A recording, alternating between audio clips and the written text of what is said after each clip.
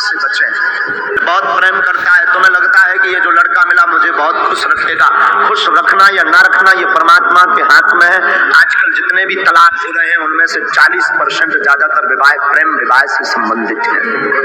आजकल प्रेम है ही नहीं, हवस और वासना के अलावा। वासना की पूर्ति के लिए सिर्फ प्रेम होता है। आप लोग भी अपने जीवन में अनुभव करेंगे, जब तक वासना की पूर्ति नहीं होती तब तक खूब बातें होती हैं, तब तक खूब इजहार होते हैं, खूब वादे होते हैं, खूब मुलाकातें होती हैं। जहां वासना की पूर्ति हो जाती है, जहां शरीर की पूर्ति हो जाती है, तहां ही प्रेम कम होने लगता है। राक्षस विवाह है लवेरिया ब्याह, जिसमें ना माता पिता की जरूरत ना किसी की, दो ही जना इलू इलू भाव, बस 1 2 3 मताई बाप ने हानि कई सो फोर लौट गए, कई का भाव कई बिटिया भग गई, लड़का भग गो डूब मरो। जो अपने माँ बाप की नाक कटवा कर, अपने बाप जिसने जीवन भर बोझ लेकर के तुम्हें पाला पोसा बड़ा किया, समाज में उनकी नाक कटवा करके जो बेटा या बेटी भाग जाते हैं वो भी राक्षस है, और उनका विवाह भी राक्षस विवाह है। हम प्रेम के विरोधी नहीं है, आप प्रेम करो, पर प्रेम ऐसी जगह करो जहां तुम्हारे पिताजी आज्ञा कर दें कि यस जा बेटी ब्याह कर। प्रेम ऐसी जगह करो ना।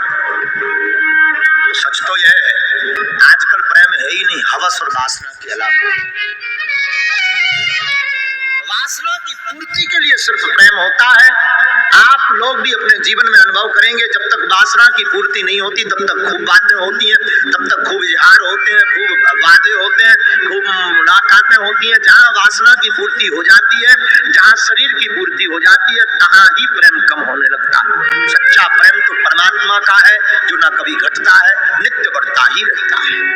उच्च श्रेणी का विवाह है, उसमें पिता अपनी दृष्टि से वर को खोजता है और अपनी बेटी का विवाह स्वयोग्य वर के साथ करता है। इसे उत्तम विवाह माना गया, इसका नाम है ब्रह्म विवाह। देव विवाह, देव विवाह में पिता पुरोहित आचार्य ब्राह्मण को अधिकार दे देता है कि जाओ हमारी बेटी के योग्य कोई वर देखो और उसका विवाह करो। उसको देव विवाह है। आर्ष विवाह, आदर्श विवाह। आर्ष विवाह में परपक्ष कन्या को संतुष्ट करने के लिए एक बैल, गाय, पशुधन जिसे कहते हैं, और गाय यानी गाय माता, गाय पशुधन नहीं है, गाय माँ है। गाय माँ को दान दिया जाता है और इसको आर्ष विवाह कहते हैं, जिसमें कन्या पक्ष को बैल अथवा गौ माता दान देकर के कन्या दान में ली जाती है। इसको आदर्श विवाह कहते हैं। प्रजापत्य विवाह, प्रजापत्य विवाह में वर और कन्या दोनों एक दूसरे को पसंद कर लेते हैं, पर उस पसंद पर जब पिता मुहर लगा देता है, पिता आज्ञा दे देता है, पिता हाँ कह देता है, तो उस विवाह को प्रजापत्य विवाह कहा जाता है।